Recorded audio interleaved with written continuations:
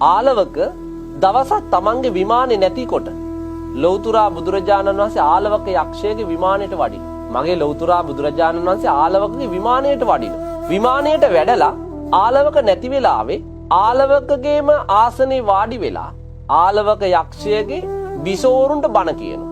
ආලවකට දැනගන්න ලැබෙනවා ලෞතුරා බුදුරජාණන් වහන්සේ ආලවකගේ විමානයට වැඩලා ආලවකගේ බිසෝරුන්ට බණ කියනවා කියලා.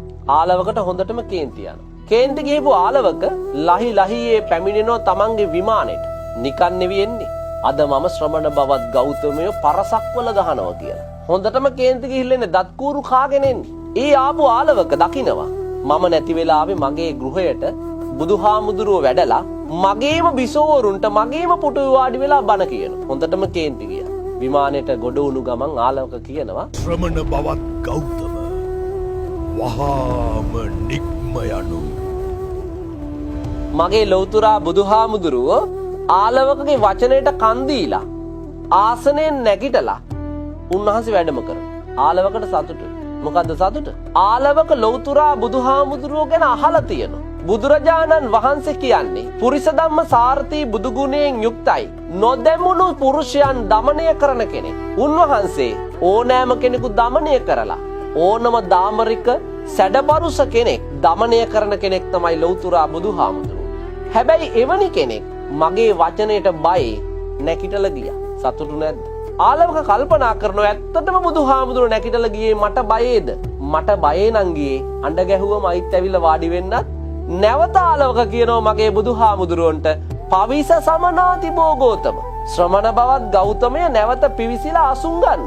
මගේ බුදුහාමුදුරුව ආලවකගේ වචනට නැවත කන් දීලා ආලවකගේ ආලවක මන්දිරයට ඇවිල්ලා නැවත අසුන් ගත්තා. ආලවකට තව සතුටුයි. ආලවක නැවත මගේ බුදුහාමුදුරන්ට කියනවා නිකම සමනාති බෝගෝතම.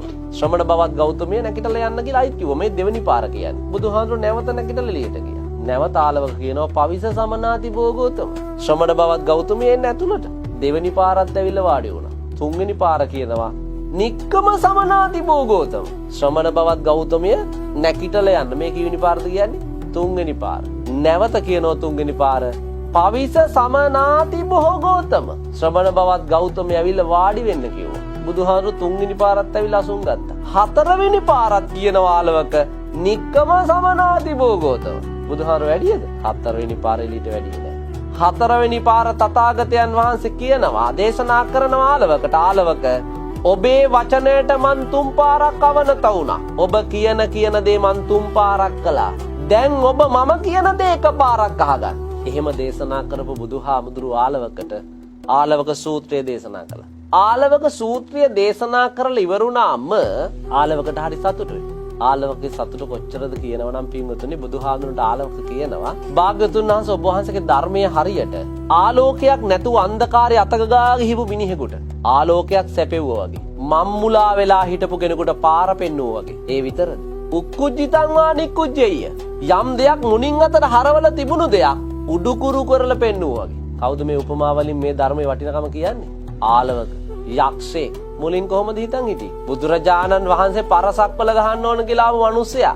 දැන් මේ ධර්මයේ වටිනකම තේරුම් අරගෙන ආලවක යක්ෂයා. හිතන්න එතකොට යක්ෂයෙක් වෙච්ච ආලවකට තේරුණු දේ මිනිස්සෙක් වුණු අපිට තාම තේරිච්ච නැති ධර්ම. අපිට උසස් මනසක් තියෙන මිනිස්සු වෙලා මේ වටින ධර්මයේ වටිනකම තාම හරියට තේරුනේ